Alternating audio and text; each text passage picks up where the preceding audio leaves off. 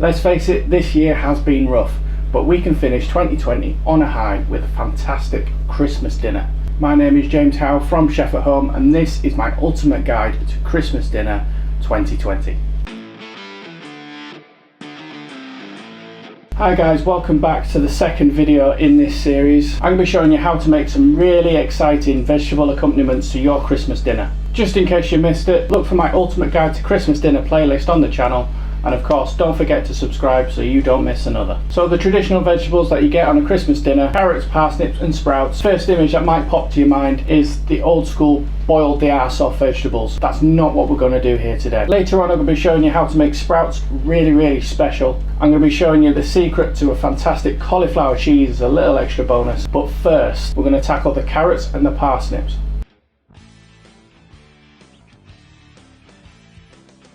So to begin with, I'm just going to arm myself with a peeler and get the skin off these parsnips. Then top and tail. So just removing probably about ½ centimetre off each end, and lengthways straight down the middle, onto the flat side, down the middle again, turn it around and slice. You've got four nice pieces per side. Now the carrots, just need to top and tail them. Don't need to peel them. The skin on a carrot holds a lot of flavour as well. Don't get rid of it.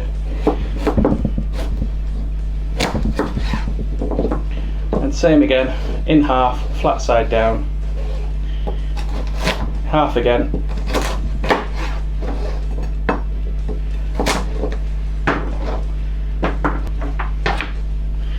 Now once you've got these all onto the tray, give them a really good mix together. And put a glug of oil over them. Salt and pepper. Now you could just stop there, but as I say, we're going to make these extra special. Just break up a couple of bolts of garlic. Love garlic, my favourite ingredients. Fantastic when you're roasting something like this. Then the traditional bit. Some honey, and a sprinkle over a bit of brown sugar. It's going to really help caramelise it. Now grab yourself an orange, slice in half, half again, squeeze them over the top and then onto the tray. When they're in the oven, all the juice is going to come out of there and mix in with the parsnips and the carrots. It's going to be absolutely stunning. And then the final piece of the puzzle, sprinkle over a little bit of paprika. Don't go mad, a couple of teaspoons, a bit ample. Now, good mix in, really massage all those flavours together. Then into the oven, 200, round about 40 minutes. After around about 35-36 minutes, I've pulled my carrots and parsnips because they smell absolutely amazing. They're soft to the touch. And if I press hard enough, my finger would just go straight through them. And I'm just going to leave them for about 10-15 minutes just to relax and just re-soak up all of the honey and the juice that's come out during the course of the cooking. Once I've had the little time to rest, I'm just going to put these into my foil, ready to be reheated on Christmas Day. So on the day, I've got a lot less time cooking, a lot more time with presents, a lot more time with my wife, and it just makes life a lot easier. Oh, I'm so getting in trouble for that.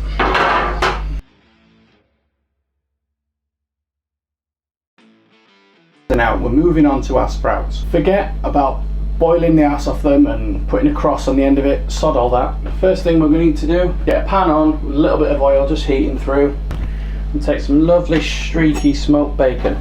Just give that a rough dice.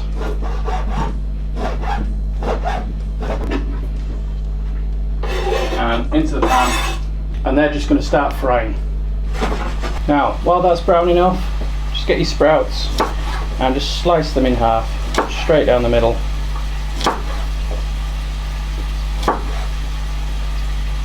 Now while that bacon is starting to brown and crispen up, just drop in your sprouts.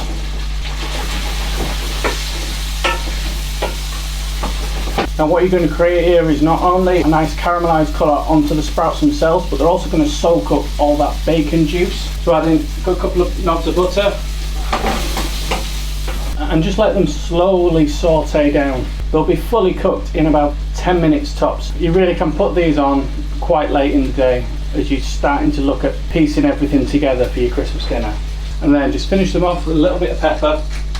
There's enough salt come through from the bacon, so they don't need any more. Now if you need the stove space, you can transfer them into the oven, or if you are doing this the night before, you can warm them through in the oven and they will take just a matter of a couple of minutes. I still like a bit of a bite to them, so I'm going to take them off now. Just go into one of these trusty foil trays. Knee washing.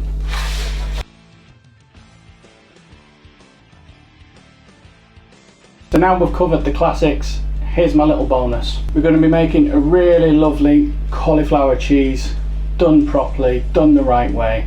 Just that extra special touch for your vegetables. So the first thing you need to do is prepare a cauliflower. Just rip off the leaves. And then just take your knife and slice off the root. So we're now going to cut this down into florets. Now there's a few ways I've seen people do these. It's not really a right or wrong way, it's just a preference.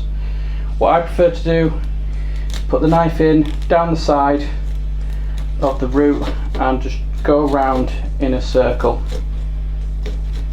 Follow the root all the way around.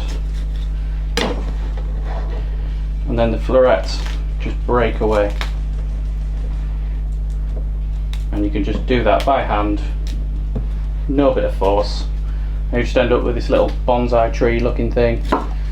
Slice that one off the top and job's a good one. Now we need to part cook this, so boiling water in the pan back here, into the pan, and that'll take about 5 minutes on a rapid boil, which gives us just enough time to make up a really nice sauce. Good knob of butter, just get that starting to melt. Once that's melted, in with some plain flour and just mix that in together. So that's going to form a paste that's going to come together as one ball and come away from the pan so that the sides are all clean, and that is called a roux for those that haven't been following the masterclass. Then I'm just going to add in some milk and just stir that in. Gets thinner, starts to form a sauce. So this is milk that I've previously infused with an onion cloute. If you don't know what that is, have a look at the masterclass videos and take a look at some of the stock and sauce videos. There's onion cloutes in there. I'll explain exactly what they are. I've just pre-warmed that milk and just adding it in gradually. Because it's already warm, it's not going to form lumps when it hits the pan. So it'll be a nice, lovely, silky, smooth sauce. Just keep adding a little bit at a time until you reach the thickness where it can coat the back of a spoon. So now I've reached that lovely, silky, smooth sauce stage. I'm going to add in some English mustard, about a teaspoon's worth. This brings a lovely depth of flavour.